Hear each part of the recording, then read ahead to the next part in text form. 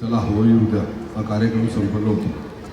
कार्यक्रमाला उपस्थित शहराचे भारतीय जनता पार्टीचे अध्यक्ष, चिंचवड मतदारसंघाचे आमदार, आमचे मार्गदर्शक आदरणीय लक्ष्मण, या विभागाचे कार्यक्षम सामाजिक कार्यकर्ते, नगरसेवक विलासभाऊ, त्यांच्या सहभागी होती नगरसेविका मेडगेताई, सीमाताई, बापू, आमचे प्रमोद शेठ, व्यासपीठावर सर्व मान्यवर, समोर उपस्थित माझ्या या परिसरातील सर्व नागरिक बंधू भगिनींनो, कार्यक्रमाच्या माध्यमातून तुमच्याशी संवाद साधावा हाच उद्देश खरा आमचा आहे. कारण सत्यता आपल्यासमोर मांडली पाहिजे आणि ती सत्यता मांडण्यामागचा उद्देश असा आहे की आपण परत 5 वर्ष आपल्याला पश्चाताप करावा लागला, याच्याकरता आम्हाला सत्यता मांडणं गरजेचं आहे. आता सारंगशेट्टी सीमाताईंनी आपले इथं काम करताना किंवा नगरपालिकेत काम करताना होणारा त्रास सांगितला. मी आपल्याला उदाहरणासकट 2च उदाहरणं देतो. काल परवा स्पाईन सिटीच्या जवळ एक सोसायटी आहे. तर सोसायटीच्या तिथं ते नागरिक नेटवर्क म्हणून सोसायटी, लांडगी नेटवर्क म्हणून सोसायटी आहे, सेक्टर 10ला. तिथं त्या सोसायटीमध्ये राहणाऱ्या सगळ्या महिलांना येण्यासाठी रस्ता हा MIDC मधनं होता. MIDC मधनं यावं लागायचं त्यांना. म्हणजे रात्रीचा ते MIDC मध्ये अंधार, रात्रीच्या वेळेस माझ्या भगिनींना त्या रस्त्याने जाताना भीती, हा सगळा त्यांना त्रास त्या ठिकाणी होत होता.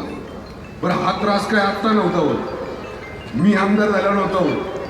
हा त्रास होत होता ज्यावेळेस ती स्कीम झाली तेव्हापासून. आणि आता परवा कुणीतरी मला सांगितलं, तिथं कुणीतरी रस्ता करायला सांगितलं माझ्याकडं. आणि माझ्याकडं मी आमदार झालो आणि 7व्या महिन्यात 10/7/2015ला मी प्राधिकरणाकडं त्या लोकांची तक्रार मांडली. आणि तक्रार मांडल्यानंतर तक्रार मांडताना मला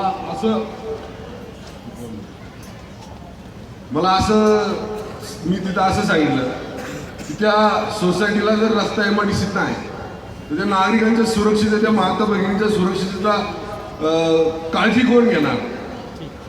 आणि मला सांगण्यात आलं होतं की काहीतरी अडचण आहे, बऱ्याच वर्षापासून आम्ही पाठपुरावा करतो, तिथले नागरिक सांगत होते. त्याच्यानंतर तो रस्त्याची मंजुरी 10/3/2016ला आपण प्राधिकरणाकडे घेतली. हे मी केलंय म्हणून सांगत नाही, पण काल परवा कोणतरी नारळ फोडणार होतं तिथं, कुणाला तरी दम देऊन काम करणार होतं. गेले 15 वर्ष त्यांना जमलं नाही हा नारळ ते रस्ता करायला. आज काहीतरी निवडणूक आहे म्हणून तिथे गेले, लोकांना, अधिकाऱ्यांना म्हणून सांगितलं चल नारळ फोड. म्हणजे 15 वर्षापासून काय तिथं पोतं टाकून बसले ते काही कळत नाही मला. हा, लोकांना फसवायचंच होतं. तर आता निवडणुकीचा काळच भेटला का तुम्हाला? ह्यांची सवय मोडायची आपल्याला, सवय. ह्यांची जी घाण सवय आहे ना, निवडणूक आली की हा प्रश्न काढ, तो प्रश्न काढ, तो प्रश्न काढ, ह्याला उकल दे, त्याला उकल दे. आणि जेव्हा सत्तेत असतात तेव्हा दिवसभर निवांत बसलेले असतात. देवासारखं यांच्याकडे जायचं, घंटा वाजवायची, यांच्या जवळच्या पाया पडायचं आणि मग पुढं जायचं. आणि मग बघू, करू, आणि तुम्ही कुठं मतदान केलं आम्हाला, आणि तुमच्या सोसायटीत मतदान किती कमी झाले, हे सगळे प्रश्न ऐकायला लागतात आपल्याला. आणि अशा लोकांनी परत समोर यायचं आणि हे 10/3/16ला आपण हा रस्ता मंजूर केलाय. तिथं प्राधिकरणाच्या DA मीटिंगमध्ये त्याचं टेंडर निघतंय आणि आज ते नारळ फोडतात. म्हणजे याचं आपण समजायचं काय? आज प्राधिकरणाचे एवढे वेतन प्लॉट, आता सारंगशेट्टी सांगितलं, या परिसरामध्ये मुलांना खेळायला ग्राउंड नाही. सेक्टर नंबर 4 पासून तर सेक्टर नंबर 16 पर्यंत एक प्रकारचं गार्डन नाही, कुठल्याही प्रकारच्या नागरिकांना अम्युनिटीज नाही. आणि आता आम्ही करतो. बरं, प्राधिकरण कोणाच्या अखत्यारीत येतं? राज्य शासनाच्या. हे होणार एक नगरसेवक, हे काय होणार एक नगरसेवक. प्राधिकरण कसं ऐकलं यांचं? प्राधिकरण कुणाचं ऐकणार? राज्य सरकारचं. आणि राज्य सरकार कुणाचं आहे? भारतीय जनता पार्टीचं. आज मला जरी आज मोकमी असला त्यांच्यापेक्षा राजकारणाचा, समाजकारणाचा त्यांच्यापेक्षा जास्त आहे. राजकारणाचा जरी कमी असला तरी समाजकारणाचा त्यांच्यापेक्षा जास्त आहे.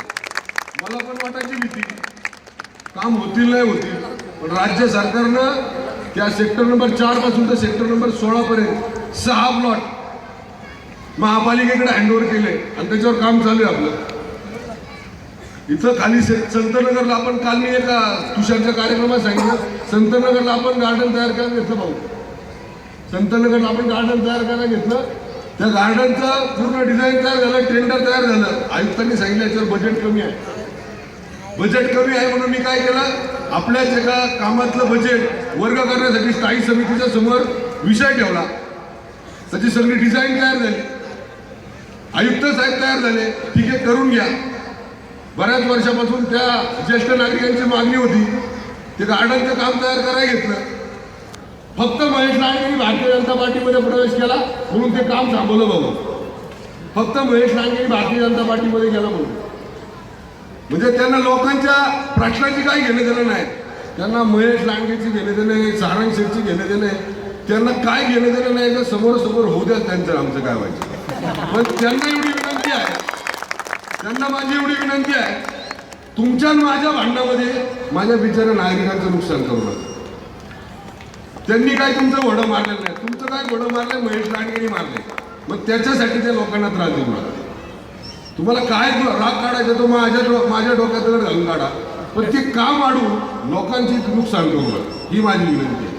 अशी बरीच कामं आहे, आपल्याला बोलता येईल, मला तुम्हाला स्पष्टीकरण देता येईल आणि पेपरसहित स्पष्टीकरण देता येईल.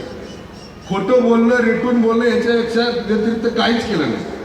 भाऊ, जर खरंच त्यांचा कामाचा जर हे असता, फ्लो असता, विकास असता, तर मी अपक्ष नसतं निवडून आलो. अपक्ष निवडून नसतो आलो मी. बऱ्याच लोकांनी आणि असले आपल्या बाबतीत तर बोललंच पाहिजे, कारण दगड तर आंब्याच्या झाडाला मारतात, बाबळीच्या झाडाला थोडीच मारतात. आणि आपण आंबे आपल्याला खाईल तेवढं गोड लागणार आहे, आणि त्यांना गोड लावून आपल्याला घालत तर त्यांना डायबेटीस होणार 100%.